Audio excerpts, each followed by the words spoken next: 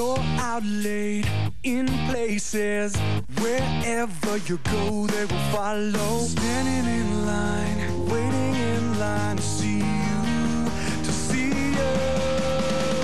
Take everything that they give you, girl. Don't ever let it go. Now you're the one they want to know.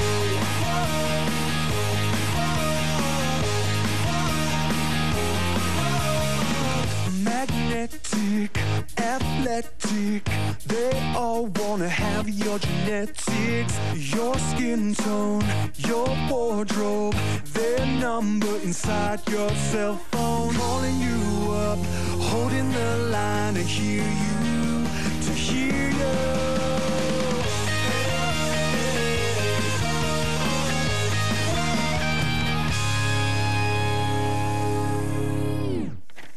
Okey, tinggal beberapa hari saja lagi kita akan menyaksikan program realiti yang akan membawakan inspirasi rakyat Malaysia untuk memberi manfaat kepada seluruh warga Malaysia menjadi kenyataan. Programnya berjudul Sejuta Impian menemui anda pada 15 Mei ini jam 7.30 malam di TV3.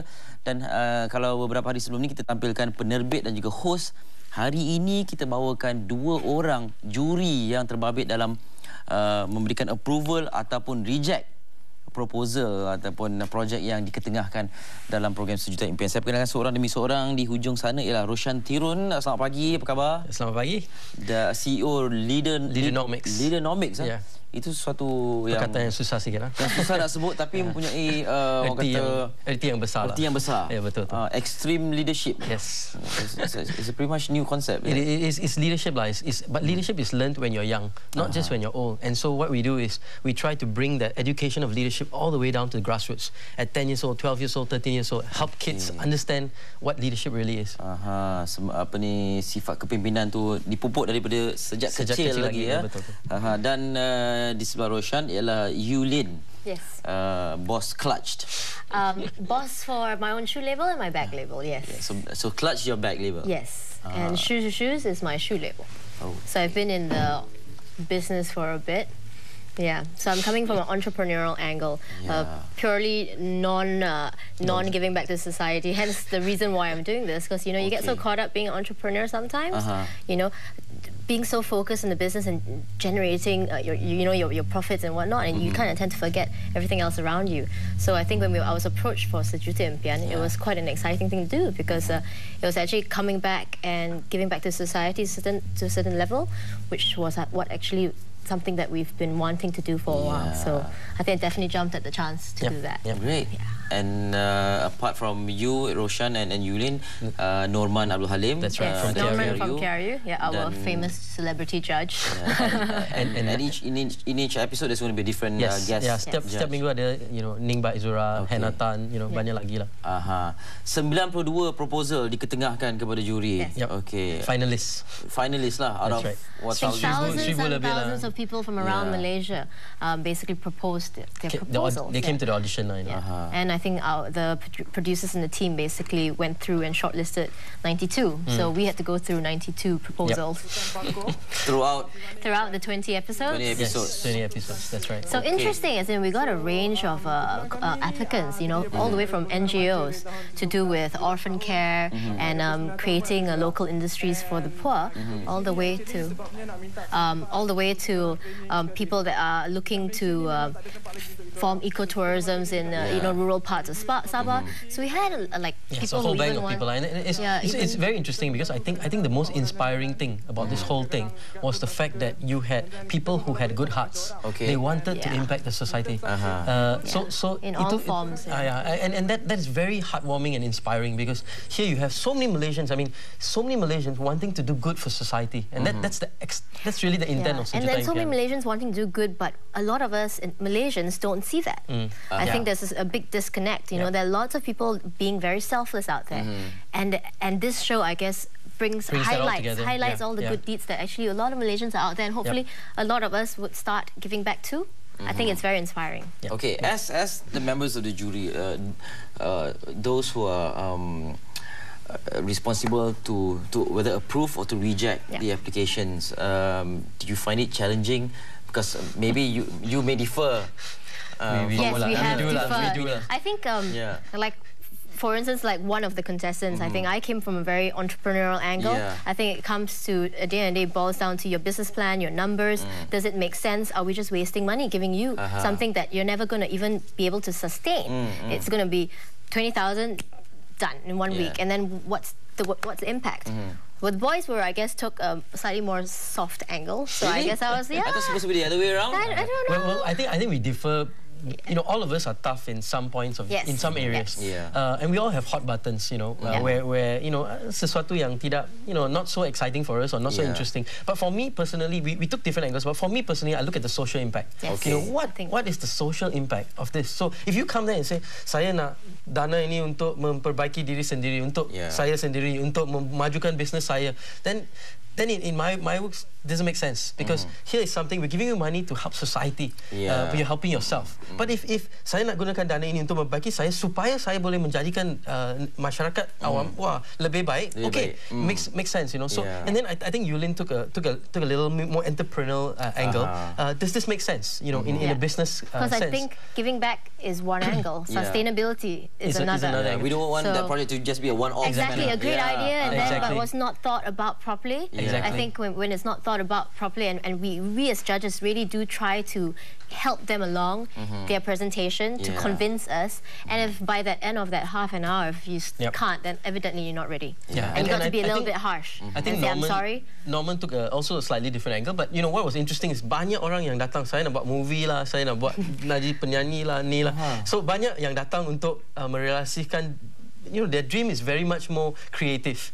And Norman is a creative guy. So it was good. You know, we had this creative guy who could, you know, membentangkan and discuss he could get into the technical and sides. talk about the technical side of business. I want to make a music video. I want 50,000. Wow, music video. Why 50,000? You know, so Norman could have those good creative discussions. And then we had some people asking to open up shoes. We had shoe designers, so that was my forte. So the boys just kept quiet.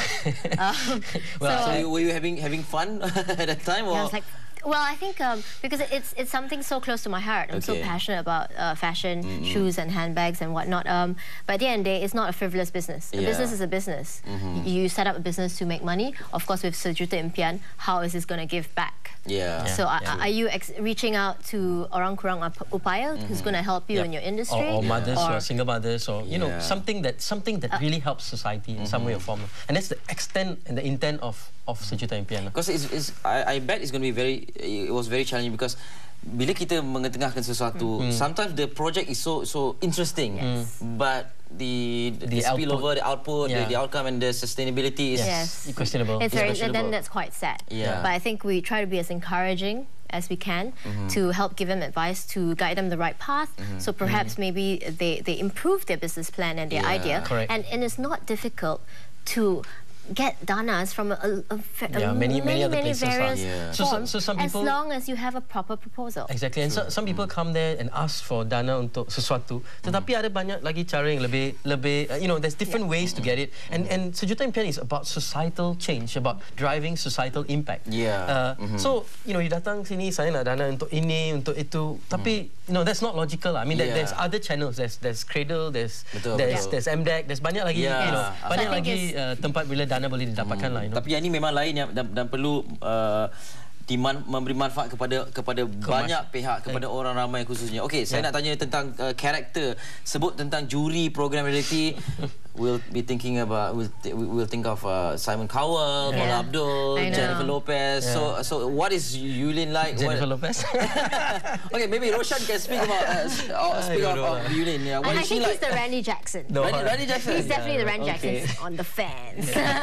I think Norman was somewhat in some episodes more like Simon. So he's definitely very firm. Because you know, he's got so many years of experience not in just one industry. He's a businessman at the end of the day, and that also gives back a lot as part of KRU Films. So I think he has also a very stern approach to a certain extent. But at the end of the day, the boys also are also soft. You know, they when something pulls their heartstrings, you know, they kind of tend to go for it. I think I get a little bit emotional when I see the amount of, because I was crying. Really? You know, like. Yeah. No, and here's the thing, no, Yulin is this character that she's so strong and she's whacking people upside down, and then suddenly you see a really emotional scene where it's really deserving, some deserving, really deserving candidates, and then you look and Yulin's like crying. Well. And I think all of us took turns to say no. I think I said the most no. Right? We forced you to. We tried to make it even. But we took turns, because it's she said a few no's, I said a few no's, and Norman said a few no's. But I think more importantly is we all took turns to be experts at areas we were expert in. So if it was educational, it was social entrepreneurs, it was areas like where there was societal impact. I took the lead. It was entrepreneur. It was more Yulin and Norman. And if it's specific to creative, the movie making business and so on, Norman took a lead. So we all played that role in some way or form. But really, I think I honestly, the thing I miss is I think I've become very good friends with both Yulin and Norman. We have this. I think we have this wonderful. I think at the end of the day, we achieved general consensus with every contestant. Okay, was it difficult to say no? Yes. It's difficult to say no because you're basically shooting down people's dreams. I would have my heart broken, I come with a but proposal. Saya datang dengan proposal, bagi tahu ni buat ni, tiba-tiba. No. That's why we always try to end it on a positive. And the thing is, we say no, but I think one of the things we do is we say no and say why. And also, here's the part you should be taking. Now, why we say no, it's important to know why we say no. Because we say no because sometimes they talk about the presentation and we try to say, tell me about the societal impact, tell me about sustainability, tell me about this. But what they go about is going on and on about the product, about the services or something that they do. And we say, look guys, we in fact, there's many that we didn't get an answer that we wanted. But we push them again. We say, hey, come on, tell us why this is going to benefit society. Dalam kata lain, cara penyampaian presentation paling juga penting. It's very important. If you're not taking it seriously, it will come through.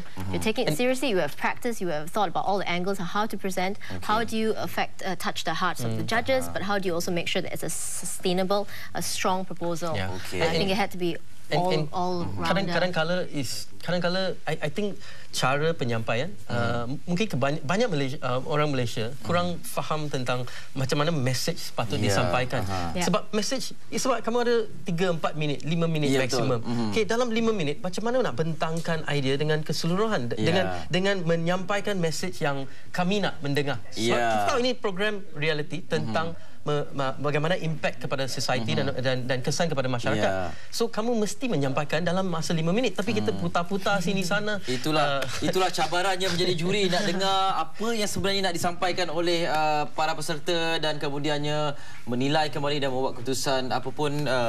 Thank you very much for being on the show. Thank you for having us. For sharing your experience being the judges of the program. It's a wonderful experience. Terima kasih dan bersama dengan Norman dan juga selebriti-selebriti ataupun juri lain, jangan lupa 15 hari bulan Mei nanti jam 7.30 malam Sejuta Impian menampilkan Yulin dan juga Roshan sebagai juri dalam program berkenaan.